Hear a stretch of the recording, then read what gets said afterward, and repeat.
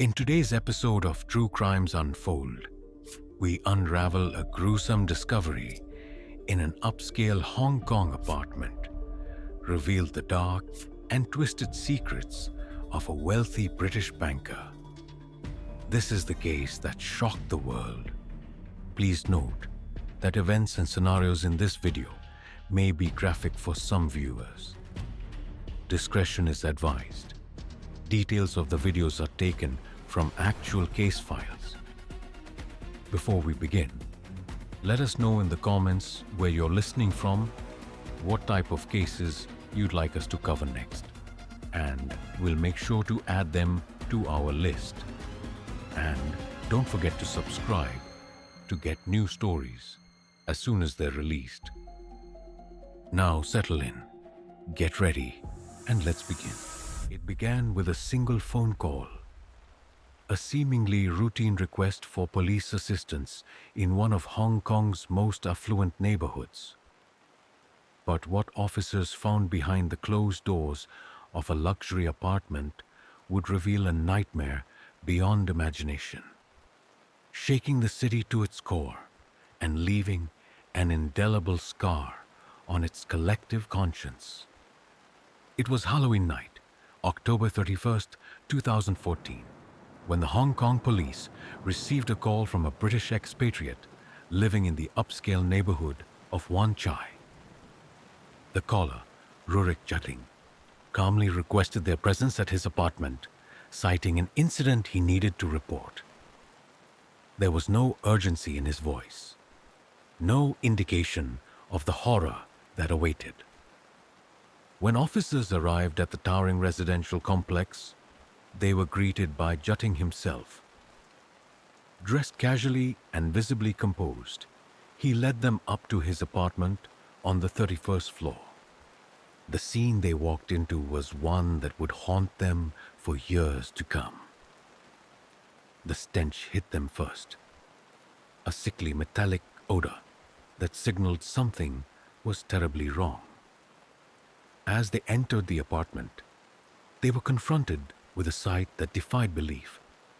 In the bathroom, wrapped in plastic and stuffed into a suitcase, lay the decomposing body of Sumarti Ningsi, a 23-year-old migrant worker from Indonesia.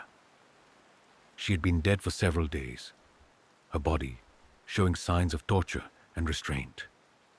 In the living room, on a blood-soaked mattress, lay the lifeless body of another woman, later identified as Seneng Mujasi, also an Indonesian migrant worker. Her throat had been slashed, and defensive wounds on her arms suggested she had fought desperately for her life. The apartment was in disarray. Discarded restraints, a hunting knife, and bottles of alcohol littered the space, hinting at the prolonged violence that had unfolded within its walls. As officers arrested Jutting and began questioning him, a disturbing portrait began to emerge. A 29-year-old British expatriate, Jutting had been living in Hong Kong for several years, working as a high-earning banker at Bank of America Merrill Lynch. On paper, he was the epitome of success, educated at Cambridge University, charismatic, and financially prosperous. But beneath the polished exterior lay a deeply disturbed individual whose unchecked privilege and inner demons had spiraled into unimaginable violence. The discovery sent shockwaves through Hong Kong and beyond. Within hours, news outlets across the globe picked up the story, dubbing it the Hong Kong banker horror. The juxtaposition of Jutting's professional prestige with the grotesque nature of his crimes captured the world's attention, sparking outrage and disbelief. Social media exploded with reactions, with many questioning how such atrocities could occur in a city known for its order and safety. Activists and advocates used the case to draw attention to the vulnerabilities of migrant workers, particularly those in the sex trade, who often operate on society's margins with little protection or support. As Jutting was taken into custody, his calm demeanor stood in stark contrast to the chaos he had created. He offered no resistance, instead providing chilling statements that hinted at his sadistic tendencies. "I did it," he reportedly told police. "I deserve whatever comes next." But what had driven this privileged young man to commit such heinous acts? And how had he been able to lure two women into his deadly trap? These were the questions that would dominate the investigation and trial, uncovering a story far darker than anyone could have anticipated. Before they became headlines and case files, they were daughters, sisters, and friends. Sumati Ningsi and Seneng Mujasi were more than just victims. They were two young women whose lives were filled with dreams, struggles, and sacrifices. To truly understand the horror of their deaths, we must first honor the lives they lived. Sumati Ningsi, the first victim found in Rurik Jutting's apartment, was only 23 years old at the time of her death. Born into a humble farming family in Indonesia's central Java region, Sumati grew up knowing the value of hard work. Her family depended on her, and she carried the weight of their expectations with quiet resilience. Like many young women from rural Indonesia, Sumati left her home in search of work abroad. She initially secured a domestic helper job in Hong Kong, sending most of her earnings back to support her parents and her young son, whom she adored. Life in Hong Kong was far from easy. As a domestic worker, Sumati endured long hours, low wages, and the constant fear of losing her job. When her visa expired, she faced a dilemma: return home with little savings or take risks to earn more. Desperate to secure a better future for her son, Sumati turned to sex work in Hong Kong. It was a dangerous choice, but one she felt was necessary. Her decision brought her into contact with Jutting, who preyed on her vulnerability under the guise of a lucrative job offer. Seneng Mujasi, also known as Jessie Lorena to her friends, was 29 years old when her life was brutally cut short. Born in Sulawesi, Indonesia, Seneng had a fiery spirit and a reputation for her infectious smile. Like Sumati, she had left her home country in search of better opportunities. Seneng was known for her independence and determination. She worked as a waitress and part-time domestic helper in Hong Kong, always striving to make a better life for herself. Friends recalled that Seneng often spoke of her dreams of opening a small restaurant back in Indonesia. She envisioned a life where she could leave behind the struggles of low-paying jobs and build something of her own. On the night she met Jutting, Seneng had no idea she was walking into a trap. Like Sumati, she was lured to his apartment under false pretenses, trusting a man who would ultimately betray her trust in the most horrifying way.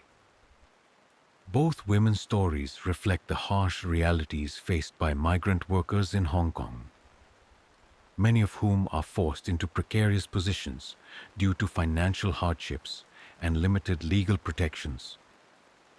Hong Kong is home to over 390,000 migrant domestic workers, primarily from Indonesia and the Philippines. Many face exploitative conditions, including underpayment, abuse, and lack of job security. When their contracts end, they often find themselves in limbo, struggling to survive. For some, like Sumati and Seneng, turning to sex work becomes a last resort. The stigma and legal gray areas surrounding sex work leave women vulnerable to abuse, violence, and exploitation. Predators like Jutting thrive in such environments. preying on women who lack resources and support. Migrant workers often live on the fringes of society, isolated from their families and communities. Without a strong support system, they are easy targets for those who seek to exploit their desperation. While Sumati and Seneng's paths were different, their stories converged in the most tragic way imaginable. They were young women, full of hopes and dreams, doing their best to navigate a world that often seemed stacked against them. Both women showed incredible strength and resourcefulness, taking risks and making sacrifices for the people they loved. Their determination to create better lives for themselves and their families is a testament to their resilience. Their determination, however, also made them vulnerable. Their struggles to make ends meet and improve their circumstances placed them in precarious situations, ultimately leading them into the orbit of a man like Jotting. To reduce Sumati and Seneng to mere victims of a horrific crime would be to erase their humanity. They were more than their struggles. They were individuals with personalities, dreams, and the capacity to inspire those around them. Despite her hardships, Sumati always found ways to stay connected with her young son. Friends recalled how her face would light up whenever she spoke of him, her ultimate motivation for enduring the challenges of migrant life. Seneng's friends described her as a fighter with an unbreakable spirit. Even when life was tough, she never lost a sense of humor or her ability to lift the spirits of those around her. Their stories are not just personal tragedies. They are reflections of systemic failures. The lack of protections for migrant workers, the stigma surrounding sex work, and the indifference toward marginalized communities created the conditions that allowed Jotting to commit his crimes. "This isn't just about one man's horrific actions," said a human rights advocate following the trial. "It's about how society failed to protect two vulnerable women who deserved so much more." Behind the polished suits and six-figure salary of Rurik Jotting lurked a darkness that few could have imagined. As investigators delved into his life, they uncovered a disturbing pattern of privilege, addiction, and a gradual unraveling of his mental state. This descent would ultimately culminate in acts of unimaginable violence, leaving behind two innocent victims and a city reeling from the horrors he inflicted. Rurik Jotting was born into privilege in 1984 in Surrey, England. The son of a British telecom manager and a homemaker, he grew up in an affluent household and attended some of the UK's most prestigious schools. His academic prowess earned him a place at the University of Cambridge, where he studied history and law, setting the stage for a lucrative career in banking. After graduating, Jotting quickly climbed the corporate ladder, landing a high-paying job with Bank of America Merrill Lynch. His role took him to Hong Kong, a financial hub where his wealth and status afforded him a life of luxury. Colleagues described him as ambitious and confident, but there were whispers of arrogance and a tendency to look down on others. Beneath the surface, however, Jotting's seemingly perfect life was beginning to show cracks. He struggled with feelings of inadequacy, turning to excessive drinking and drug use to cope with the pressures of his high-stakes career. Jotting's hedonistic lifestyle began to spiral out of control during his time in Hong Kong. He frequently indulged in alcohol, cocaine, and other substances creating a dangerous cocktail of addiction and mental instability.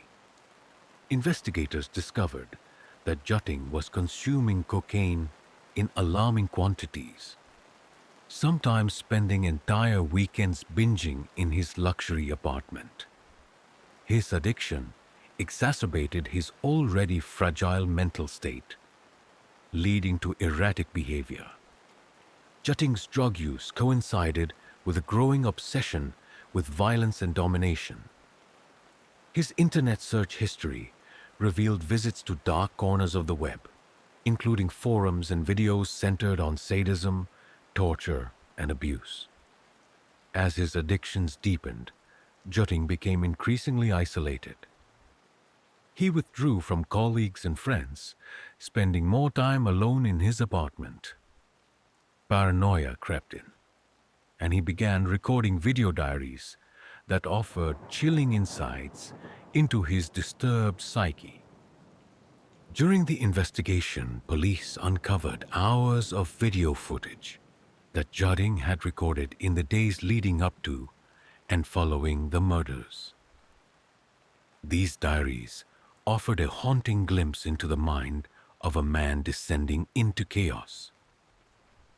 In the videos, Jutting referred to himself as an evil genius, alternately boasting about his intelligence and admitting to his depravity. He seemed aware of the monstrous nature of his actions, but reveled in the power he held over his victims. Jutting expressed conflicting emotions, oscillating between remorse and justification. "I know what I'm doing is wrong," he said in one video, "but I can't stop myself." He described his actions in graphic detail, showing no empathy for his victims. His words were laced with contempt, not just for them, but for society at large, which he viewed as complicit in creating a person like him. Jutting's descent into violence culminated on October 26, 2014, when he lured Sumati Ningsi to his apartment under the pretense of offering her work. What followed was a night of unimaginable horror. Jutting prepared meticulously for the encounter, purchasing restraints, knives, and even a sex toy that he later used to torment Sumati. He recorded much of the ordeal on his phone, capturing the cruelty he inflicted. For 3 hours, Jutting subjected Sumati to physical and psychological torture. Despite her desperate pleas for mercy, he showed no signs of relenting. Her suffering finally ended when he slit her throat and stuffed her body into a suitcase. Instead of disposing of the body, Jutting left the suitcase in his bathroom, living alongside it for days. This decision was emblematic of his growing detachment from reality and his perverse sense of control. Following Sumati's murder, Jutting's behavior became even more erratic. The presence of her body in his apartment did not deter him. Instead, it seemed to embolden him. Jutting continued his cocaine binges, using the drug to suppress whatever remnants of guilt or humanity he might have felt. He recorded more video diaries, reflecting on his actions with a chilling mix of pride and detachment. Just days after killing Sumati, Jutting began seeking out another victim. His search led him to Seneng Mujasi, whom he met in a bar, and lured back to his apartment under the guise of a high-paying job offer. Despite his escalating violence, Jutting maintained a veneer of normalcy in public. Colleagues and acquaintances noted that while he seemed stressed and withdrawn, no one could have guessed the depths of his depravity. In hindsight, there were warning signs. Jutting's erratic behavior and excessive spending raised eyebrows among his peers, but his status and charm allowed him to deflect suspicion. Jutting's wealth and position afforded him a degree of invisibility. He operated in spaces where his actions were unlikely to face scrutiny, particularly when targeting marginalized women with limited resources. Jutting's descent into darkness was not the result of a single moment, but a culmination of privilege, addiction, and unchecked impulses. By the time he met Seneng, his descent was complete. He was no longer hiding his sadistic tendencies. He was reveling in them. Stay tuned as we recount the horrifying events of the second murder and the nightmarish final hours in Rurik Jotting's apartment. How did his twisted fantasies escalate so quickly? And how did the discovery of his crimes ultimately bring his reign of terror to an end?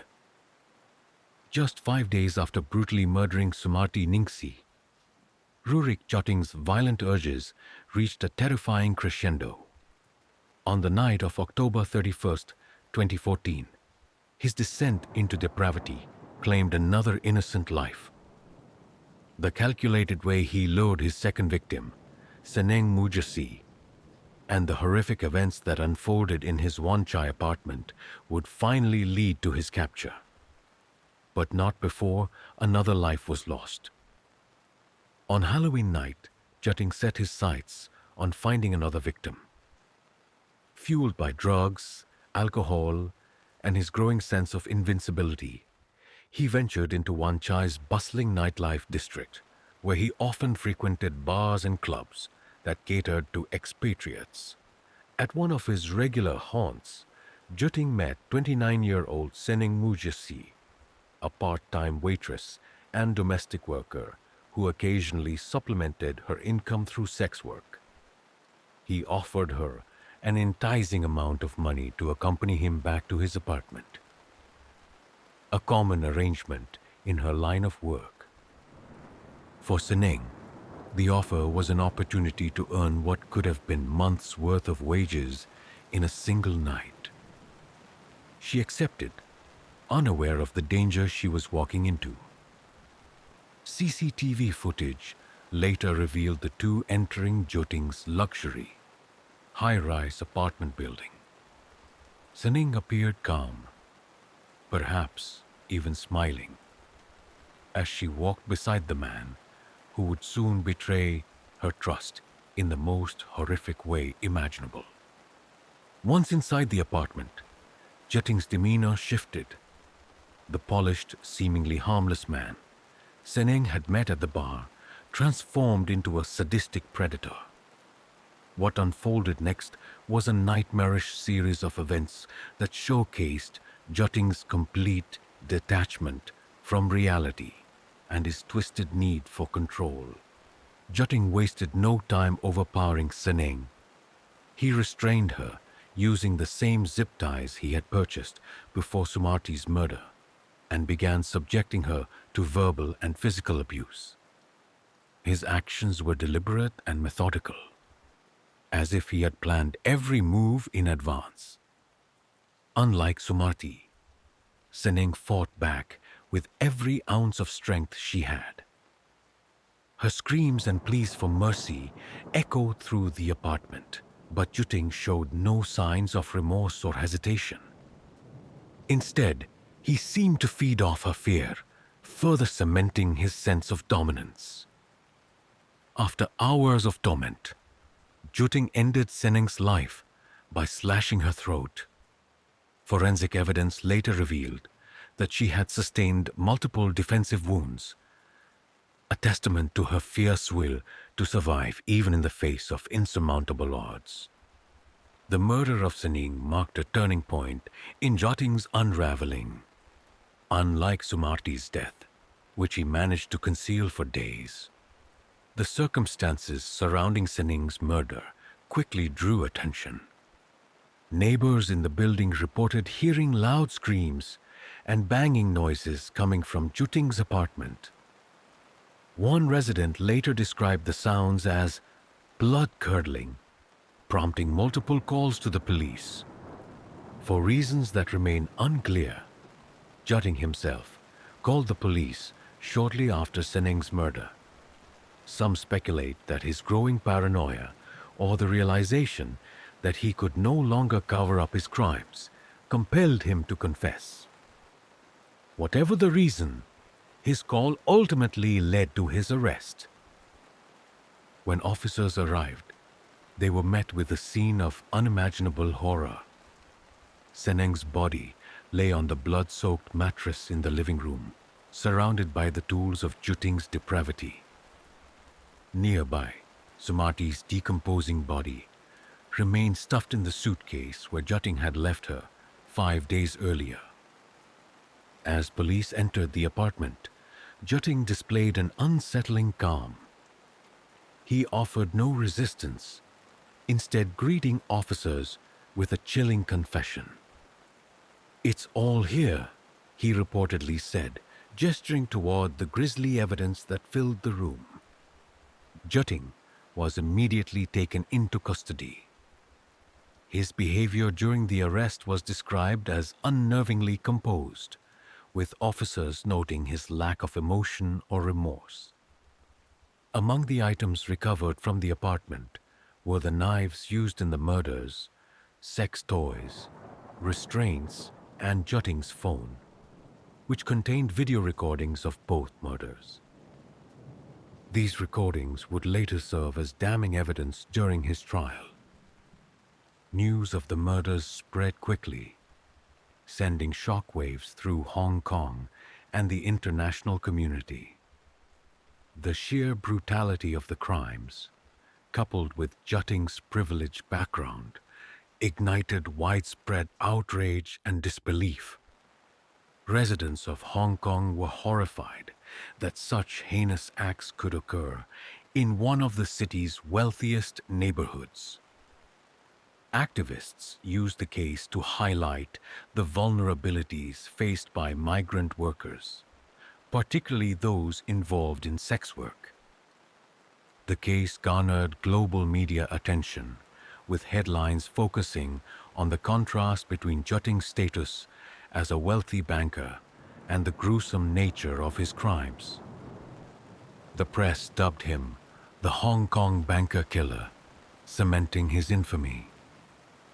Advocacy groups demanded greater protections for vulnerable women, urging the government to address the systemic issues that left individuals like Sumati and Seneng exposed to such dangers. The discovery of Jutting's crimes marked a dark chapter in Hong Kong's history, forcing the city to confront uncomfortable truths about privilege, exploitation, and the safety of its most marginalized residents. As Jutting awaited trial, the world braced itself for the revelations that would emerge about the man behind the horror. As Rurik Jutting faced trial for his heinous crimes, the courtroom became a stage for shocking revelations, emotional testimonies, and fierce legal battles.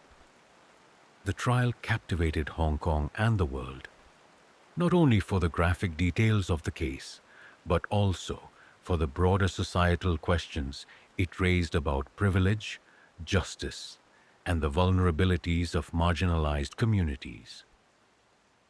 Jutting was charged with 2 counts of murder for the brutal killings of Sumarti Ningsi and Seneng Mujiasi. His trial began in October 2016, nearly 2 years after the murders, and lasted for 3 weeks. From the outset, both the prosecution and defense laid out starkly opposing narratives. Prosecutors described Jutting as a cold, calculating killer who meticulously planned and executed his crimes. They presented extensive evidence, including video recordings Jutting made during the murders, his search history, and forensic analysis of the crime scenes. The prosecution argued that Jutting's actions were not impulsive, but deliberate and sadistic. This was the work of a man who reveled in his own depravity, the lead prosecutor declared. Jutting's defense team did not dispute that he had killed Sumati and Seneng, but argued that he was not criminally responsible due to diminished mental capacity. They claimed that his actions were the result of severe mental illness, including personality disorders exacerbated by chronic substance abuse. The centerpiece of the trial was the video evidence recovered from Jutting's phone. Those recordings, which documented both the murders and Jutting's reflections afterward, were described as some of the most harrowing evidence ever presented in a Hong Kong courtroom. In the videos, Jutting described in detail how he tortured and killed his victims. He spoke with chilling detachment, referring to himself as a psychopath and an evil genius. Jutting alternated between moments of self-loathing and attempts to rationalize his actions. At one point, he claimed that the murders were an experiment to explore his darker impulses. The videos were so disturbing that some jurors reportedly struggled to maintain composure.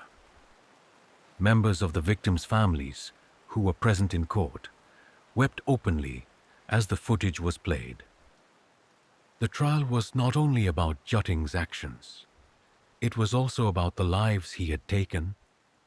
The families of Sumarti and Seneng provided heartbreaking testimonies, humanizing the women who had been reduced to statistics in a gruesome crime. Sumarti's father spoke via video link from Indonesia, describing his daughter as a loving mother and a devoted daughter. "She left to give her son a better future," he said, his voice shaking with emotion. "Now he will grow up without her." Friends of Seneng remembered her as a spirited, hardworking woman with dreams of returning to Indonesia to start her own business. "She deserved so much more than this," one friend said, when the jury returned with a unanimous verdict of guilty on both counts of murder. The presiding judge, Mr. Justice Michael Stewart Moore, delivered a powerful statement during sentencing. Jutting was sentenced to life imprisonment without the possibility of parole. The judge described his actions as evil and inhumane, emphasizing that the brutality of the crimes left no room for leniency. In his remarks, the judge criticized Jutting's exploitation of his wealth and privilege, stating, "You used your position to prey on the vulnerable, treating them as disposable objects for your own gratification." The judge's statement also highlighted the systemic failures that allowed Jutting to target marginalized women. This case should serve as a wake-up call to address the vulnerabilities faced by migrant workers and those living on the fringes of society. The trial and its verdict sparked a wave of public responses, both in Hong Kong and internationally. While many expressed relief that Jutting was held accountable, the case also ignited broader discussions about systemic injustice and societal complacency. Advocacy groups criticized how Jutting's wealth and status had shielded him from scrutiny for so long. "This wasn't just about one man's crimes," one activist said. "It's about a system that allowed him to act with impunity." The case brought attention to the challenges faced by migrant workers in Hong Kong, particularly those in domestic service or sex work. Vigils were held to honor Sumarti and Seneng, with calls for greater protections for vulnerable women. International media coverage of the trial turned the case into a rallying point for discussions about gender-based violence, the exploitation of migrant labor, and the intersections of privilege and power. While Jutting's life sentence brought a sense of closure to the case, many felt that true justice could only be achieved through systemic change. Advocacy groups and community leaders vowed to use the tragedy as a catalyst for reform. lawmakers began drafting proposals to strengthen protections for migrant workers and improve safety regulations for those involved in sex work. Education and awareness. Educational campaigns were launched to address the stigmas surrounding sex work and to promote understanding of the vulnerabilities faced by marginalized communities. The trial of Rurik Jutting was more than a legal proceeding. It was a reckoning for Hong Kong, forcing the city to confront the dark intersections of privilege, violence, and systemic inequality. For Sumarti and Seneng, it was a belated recognition of their humanity, ensuring that their lives, and not just their deaths, would be remembered. The murders of Sumarti Ningsi and Seneng Mujasi were not just isolated tragedies. They were a reflection of systemic failures that allowed vulnerable individuals to fall through the cracks. The aftermath of the case sparked critical conversations and inspired reforms aimed at protecting those who are most at risk. While the horrors of Rurik Jutting's actions cannot be undone, the lessons drawn from this case have left an indelible mark on Hong Kong and the global fight against exploitation and violence. The case exposed glaring gaps in how society protects marginalized communities, particularly migrant workers and sex workers. Advocacy groups, policymakers, and human rights organizations used the public outcry as a catalyst for reform. Hong Kong's reliance on migrant domestic workers was thrown into stark focus. The government implemented new policies to better regulate the employment of migrant workers, including ensuring fair wages and working conditions, providing stronger legal protections against exploitation and abuse, introducing counseling and support services for those experiencing hardship. The case highlighted the dangers faced by sex workers, who often operate without legal protections. Advocacy groups pushed for decriminalization of sex work to reduce stigma and improve access to legal recourse, dedicated shelters and hotlines for sex workers in crisis, community outreach programs to provide education on personal safety and available resources. To better address violence against vulnerable groups, Hong Kong's police force introduced specialized training programs on handling cases involving migrant workers and sex workers. These programs emphasized empathy, cultural sensitivity, and proactive measures to prevent violence. Jutting's case resonated far beyond Hong Kong, serving as a grim reminder of the pervasive issues of gender-based violence, exploitation, and the abuse of power. The trial highlighted how wealth and privilege can be weaponized to exploit the vulnerable. International media coverage drew attention to the unchecked entitlement of individuals like Jutting, prompting calls for accountability in global corporate cultures. Human rights organizations used the case to campaign for stronger measures against violence targeting women, particularly those in precarious situations. The hashtag Justice for Sumarti and Seneng trended globally, amplifying the stories of the victims. The exploitation of migrant workers in countries around the world became a focal point for activists. Governments in Southeast Asia and the Middle East faced renewed scrutiny over their treatment of domestic workers, leading to policy changes in some regions. For the families of Sumarti and Seneng, the legal resolution of the case was only part of the journey.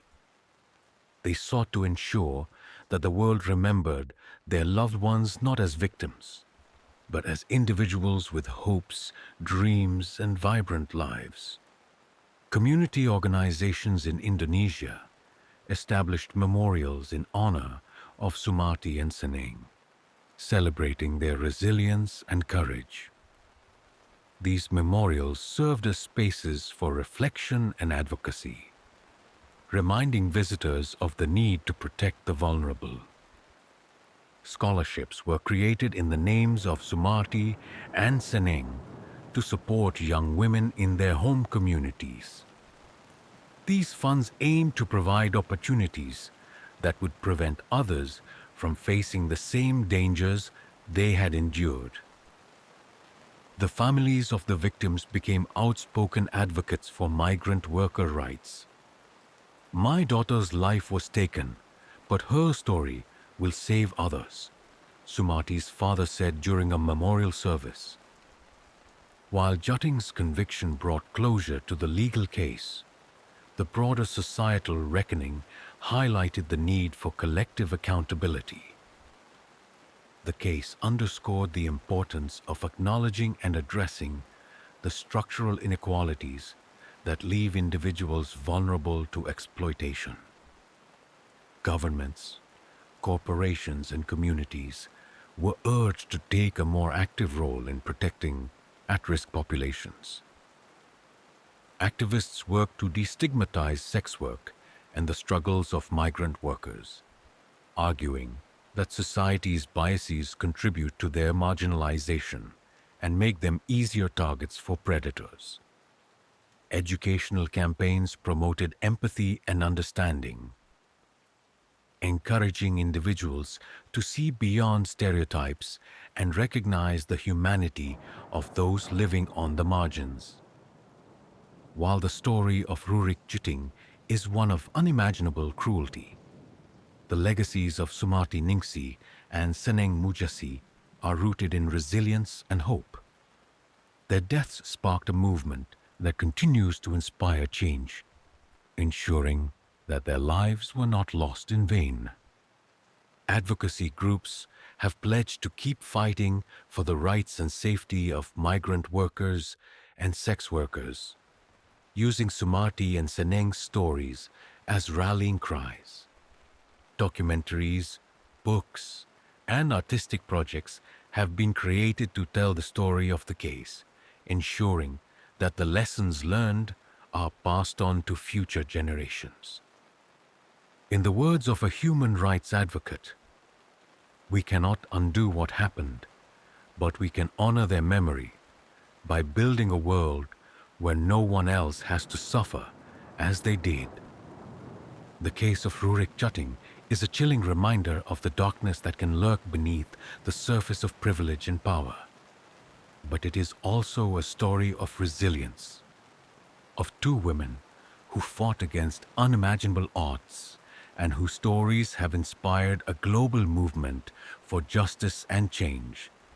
"This isn't just about one man's crimes," said a speaker at a memorial event.